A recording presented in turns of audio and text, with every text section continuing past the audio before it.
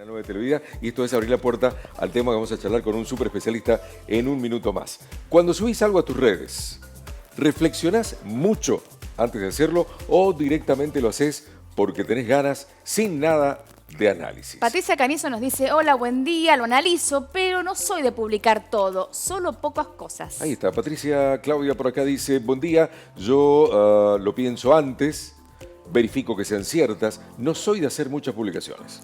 Luisa del Carmen Moreira dice: antes de escribir pienso, reflexiono y escribo o redacto lo que realmente siento, ya sea para halagar o para criticar fuertemente, sostiene. Mira, Erika Tello dice: si son bromas, ni la pienso. Bien, Mariana Pulgares dice: hola, sí, reflexiono para no ofender, depende lo que diga, obvio, los veo siempre, gracias. Andrea Ferreira dice: lo hago sin pensar porque me gusta lo que pongo. Artesanías Brenda dice: sí, lo pienso, si debo hacerlo o no, es muy complicado porque por ahí te pueden hackear la página. Ajá. Elvira dice, confiesa, yo lo analizo antes. Laura Castro nos dice: yo por lo general no soy de escribir, pero sí comparto algunas cosas. Lorena dice: sí, algunas veces. Karina Zacarías dice: hola a todos, cuando son cosas personales la pienso bastante. Y me parece que está bueno pensarlo bastante, ¿no? Porque eso queda. ¿Qué pasa? Nos ha encantado poder hablar de este tema, hablar del yo digital, de esa identidad digital que se va gestando a través del uso de las redes. Ya mismo hacemos contacto con Joan Zweig, que es conferencista, comunicador, docente, investigador, especialista en esto de las tecnologías emergentes. Joan, ¿cómo va? Buen día. Hola, muy buenos días, chicos. ¿Cómo están? Gracias por la invitación. Gracias. Se ve genial, obviamente. Tenía que ser así, se escucha fenómeno. Claro, tiene Tenés todo. una forma de presentarte increíble, mira, no puede ser de otra manera, Joan. Muchas gracias, muchas gracias. En estos entornos vieron tan cambiantes, donde también dependemos tantas de las mediaciones a través de pantallas, sí. Es importante, por lo menos, aunque no sea presencial, y ojalá que la próxima sea presencial, por lo menos mediar de la forma más correcta. Ahí está. En estos tiempos la virtualidad, lo has dicho, se hace sumamente importante, gana un primer plano sin lugar a dudas. Ahora, decíamos recién, y lo escuchaba seguramente en las respuestas por el Facebook, ¿qué es la identidad digital de la que se habla hoy en día? ¿De qué se trata esto? Porque para mí antes la identidad era esto que me presenta ante la sociedad, de cómo estar vestido, de cómo hablar, de cómo comunicarme, pero sin el dispositivo o la intermediación de lo digital. La reputación digital es la fama, el prestigio o la imagen que nosotros tenemos en un entorno virtual, ¿no? Hoy en día el 70% del mundo está conectado a Internet y este concepto de la reputación en línea básicamente está abocado a toda nuestra imagen en entornos virtuales, en dimensiones virtuales. Y en algún punto ya cada vez es más difícil poder discernir entre nuestra identidad física y nuestra identidad virtual. Entonces, básicamente la identidad o la reputación digital está vinculada a nuestra imagen, prestigio, fama o reputación, valga la redundancia, en un entorno digital. ¿Se ha vuelto tan importante esto, Joan? De tener que pensar en qué publico, qué no publico, cómo publico lo que publico, los comentarios que hago, a qué le pongo un like, un me gusta y a qué no. ¿Se ha vuelto tan importante eso? Yo me atrevo a decir que, como mencionamos antes, cerca del 70% del mundo hoy en día tiene conectividad a Internet, pero yo me atrevo a decir que casi más del 95% del mundo tiene una identidad digital. Lo que termina pasando es que es espontánea. Muchas veces lo que no nos damos cuenta es que consciente o inconscientemente toda interacción que hacemos en Internet genera una huella, ya sea un me gusta, una foto que etiquetamos con amigos, un check-in, es decir, un registro de que estamos en un restaurante, sí. Una pareja nueva que hacemos, una pareja que deshacemos, y todo ese universo de interacciones va moldeando nuestra reputación digital, va moldeando nuestro prestigio y nuestra imagen digital. Y muchas veces tampoco somos conscientes de los niveles de impacto que poseen estas reputaciones, ¿no? Bien. Bueno, ahí viste justo en el clavo, Joan. ¿Qué cosas tengo que tener en cuenta para cuidar justamente ese yo digital? Teniendo en cuenta que esas redes van a ser vistas también por empresas, quizá que me quieran para conseguir trabajo o lo que sea. ¿Qué tengo que tener en cuenta y cuán peligroso puede ser si no la sé manejar? A ver, muchas veces asociamos a a las interacciones en redes sociales, a las superficialidades de las redes sociales, ¿no? Es decir, Sí. a la cantidad de me gustas, a la cantidad de seguidores. Pero muchas veces lo que no nos damos cuenta es que esto afecta en varios entornos de nuestra vida cotidiana y cada vez más. Y acá es como algo importante de considerar que cada uno de estos registros que dejamos presentes en Internet generan una huella, generan un tatuaje. Entonces estamos de alguna forma, como todos, estamos plagados de tatuajes digitales, de huellas digitales, y en algún punto los filósofos contemporáneos y los tecnólogos contemporáneos están básicamente diciendo que estamos como transitando una etapa de inmortalidad tecnológica. ¿Por qué? Ajá. Porque estas huellas digitales van a perdurar mucho más que nuestro cuerpo. Y por eso es tan importante empezar a pensar qué publicamos, cuándo lo publicamos y cómo lo publicamos, ¿no?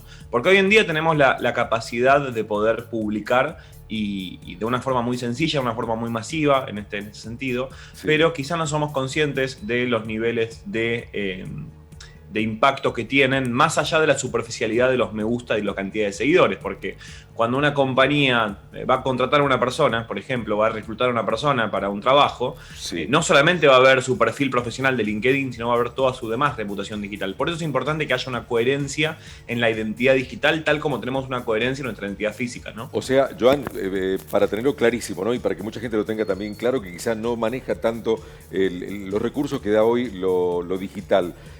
Si alguien va a buscar trabajo y envía, no sé, por correo electrónico, su CV, su currículum vitae, además, el área de recursos humanos de esa empresa, o el responsable o la responsable de ese área, ¿va lo mismo a escanear a esa persona por sus redes digitales?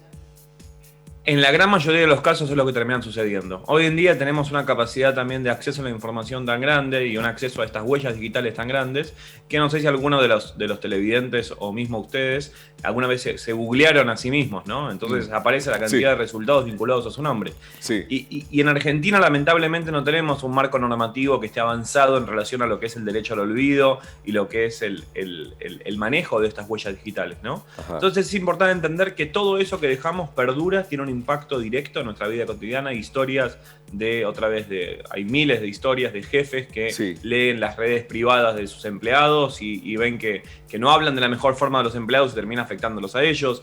Hoy en día cierto extracto social de cierto rango etario, entre 25 y 40 años, si uno no tiene Facebook, por ejemplo, es considerada una persona sospechosa según las consultoras de recursos humanos. Entonces hay como también una fuerza, un motor también tan grande del contexto que nos rodea, y aún más en pandemia, donde es una oportunidad también donde muchos empezaron a ver cómo mejorar su yo digital, cómo mejorar su reputación digital. ¿Por qué? Porque estamos cada vez más expuestos a pantallas, porque estamos cada vez más expuestos básicamente a implicancias de estas reputaciones digitales. Entonces es importante entender y ser conscientes de esto. Me parece que lo más importante es ser conscientes, ¿no? Que todo lo que dejamos va a perdurar otra vez en soporte tecnológico mucho más que nuestros cuerpos, ¿no? Claro, Joan, para que no quede solamente como... los niveles de impacto son tan lineales. Eso Sí. me parece que es importante empezar a entender.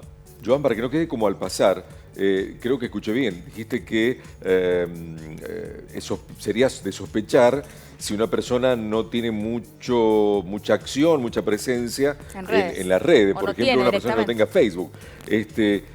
Vos sabés que me resulta preocupante eso. Digo, alguien que a lo mejor por su currículum vitae tenga toda la capacidad para asumir un puesto de trabajo, sería de alguna manera inhabilitada por no tener un manejo en la red o una aparición más concreta en redes sociales.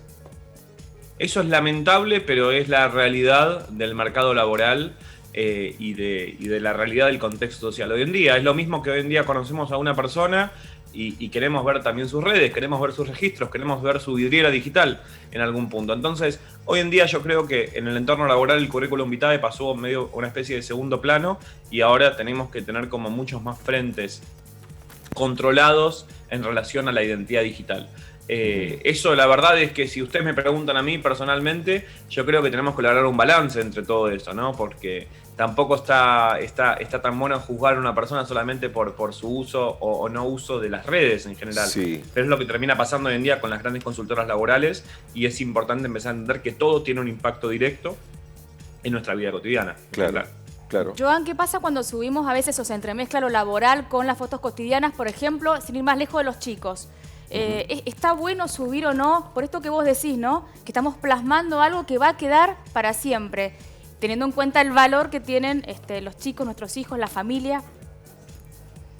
Muchas veces los chicos lo que termina pasando es que no tienen control sobre eso. Entonces, estamos dejando registros que van a perdurar en toda su vida y que van a ser muy difíciles de poder eliminar, porque yo me imagino que va a llegar un momento que el entorno regulatorio, el marco normativo nos va a ayudar a controlar estas huellas digitales, pero la práctica es que es muy difícil, porque hoy en día tenemos la capacidad de poder producir y viralizar las cosas de una forma muy rápida, y es la realidad hoy en día. Entonces, por eso es tan importante pensar 2, 3 veces antes de publicar una foto en Instagram, por eso es tan importante pensar antes de publicar un tweet en las redes sociales, porque hoy en día es algo muy sencillo, que tenemos muy al alcance de las manos. ¿Por qué? Porque la barrera de entrada se disminuyó muchísimo. Lo que tenemos que ser conscientes es que esto tiene unos niveles de impacto que no son lineales. Otra vez, no solamente va a... Y esto además afecta en todo sentido, ¿no? Me imagino, a ver, hay historias de relaciones amorosas que se rompieron producto a interacciones en redes sociales, ¿no? Sí, y también a la generación. Entonces, como toda tecnología, las redes son una herramienta, ¿no? Y como tal, tenemos que ser conscientes de su uso y tenemos que empezar a entender críticamente para qué las podemos utilizar, ¿no? Entonces, Joan, ¿y qué pasa yo lo que quiero es que... ¿Perdón? Sí, te quería consultar, ¿qué pasa con la sobreexposición? Con la gente que está todo el tiempo mostrando lo que hace, subiendo fotos propias. Influencer, decís, tipo influencer. No sé si influencer necesariamente, pero ponele, gente que tiene a lo mejor muchísimos seguidores, no importa cuántos, pero está preocupada de saber qué opina la gente de su entorno, de lo que hace, de sus actividades. Todo el tiempo está actuando o interactuando en las redes. ¿Es también, por así decir, hace mal, digamos, esta sobreexposición a ese perfil digital de la persona?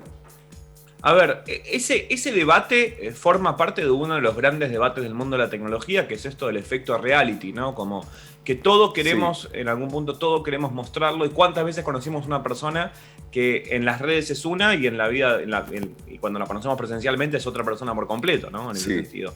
Hay muchos filósofos, tecnólogos que estamos frente a una era de la saturación, ¿no? Porque hoy en día tenemos más tecnología de la que podemos asumir y adoptar en algún punto. Entonces, yo siento que como nada en la vida, todo en exceso no está bueno. Entonces, me parece que tenemos que, y más en la pandemia, donde la pandemia en algún punto, por un lado demostró que la tecnología le sirvió a miles de pymes para poder seguir vendiendo y generando modelos de negocio, por ejemplo, o nos permitió seguir la educación a distancia, el trabajo a distancia.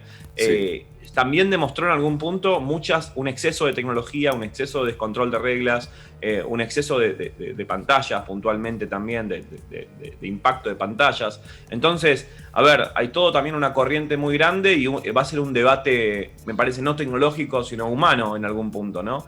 De cómo lograr este balance correcto, ¿no? entre nuestra vida real, nuestra presencialidad y nuestra exposición virtual en algún punto. Ese es un gran debate, este efecto reality. Andy Warhol decía en la década del 70, decía que en el futuro íbamos a tener todos 15 minutos de fama. Y yo yo eso lo invierto y yo digo, vamos a tener 15 minutos de anonimato porque de alguna parte es posible escaparnos de todo esto en algún punto. Entonces, me parece que otra vez, y vuelvo a este punto, ¿no? Como todo en la vida, nada en exceso es bueno en algún punto, y la tecnología es una herramienta. Tenemos que empezar a aplicarla de forma crítica, de tener una convivencia digital, de poder tener una coherencia en nuestra identidad digital, porque son las reglas del juego que nos toca transitar hoy en día. No podemos darle batalla a la tecnología porque esto va a seguir pasando en algún punto. Joan, sí. Pensaba, ¿cuál es el límite saludable en esto? Porque, digo, ante tanta exposición, donde todo se hace público, lo privado, lo laboral, lo que uno quiere que sea público, a veces lo que uno no quiere también, ¿cuál es el límite saludable? Porque, digo, como herramienta, ¿serviría tener, por ejemplo, espacios en las redes o redes definitivamente dedicadas al perfil profesional de una persona y otras solamente a lo personal / social, o no? Eso termina pasando. Lo que pasa es que hay una mixtura en todo eso. Hay redes que tienen un objetivo primario de profesional y hay redes que tienen más objetivo más personal, pero se termina viendo una fusión. ¿Por qué? Porque el mapa geopolítico tal como lo conocemos en la tecnología no existe. A ver, son 5 compañías que básicamente que regulan y gobiernan toda la identidad digital y todas las interacciones digitales que hoy en día tenemos en nuestra vida cotidiana. Entonces, es muy difícil de poder diferenciar eso. Yo creo que los grandes responsables somos nosotros como usuarios. Nosotros somos los usuarios, somos los testigos de toda esta gran revolución digital y tecnológica y en algún punto somos los que tenemos que empezar a adaptarnos y ser muy flexibles y tener una capacidad de pivotear muy rápida. El límite de lo saludable me parece que está como todo en la vida, cuando empieza a impactar al otro o cuando empieza a impactar a uno, ¿no? En otro contexto, ¿no? En ese sentido.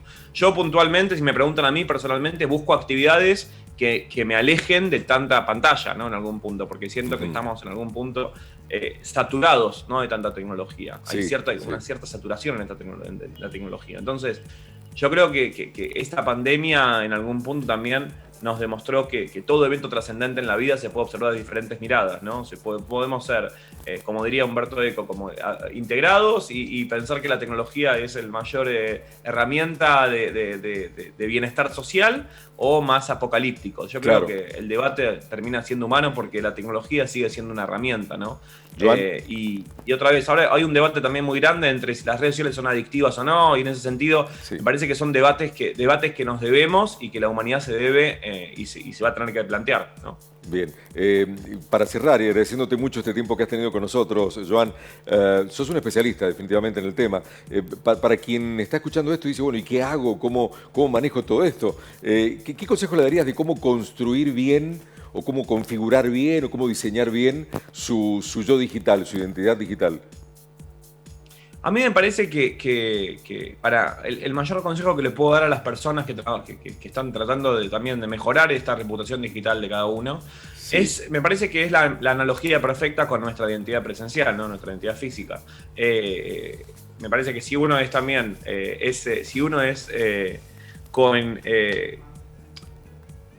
coincide y es lineal con su identidad presencial y física, debería reflejar lo mismo en su identidad, en su reputación digital, ¿no? Ajá. Y en ese sentido me parece que tenemos que ser conscientes de que ya no podemos diferenciar o no podemos separar a las identidades, ¿no? La identidad digital forma parte de nuestra identidad personal en ese sentido. Entonces, me parece que lo más importante es ser consciente que es una herramienta. Me parece que es importante ser consciente de sus niveles de impacto, ¿no? En ese sentido, y entender que en algún punto que las herramientas para poder mejorarlas son iguales a las cuales el resto de herramientas que tenemos cuando estamos en el mundo presencial y físico, ¿no? Lo que pasa es que ahora tenemos que ser conscientes que también nos miran, nos están viendo, y no solamente las grandes compañías, sino también todos nuestros pares, en algún punto. Claro. Entonces, sí. No, te decía claro que te entiendo perfecto a dónde vas. Terminá la idea, por favor.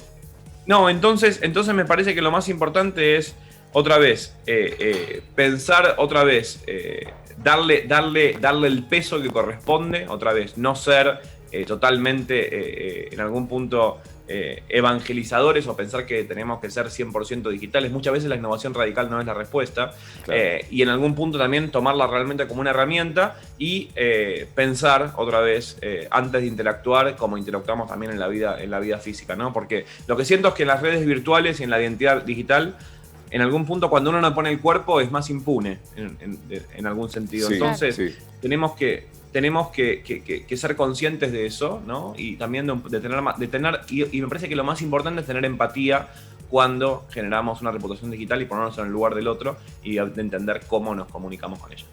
Joan, gracias por este rato compartido, gracias por compartir tu conocimiento también. Gracias. Muchas gracias a ustedes. Que esté muy bien, hasta siempre. Joan Zweig.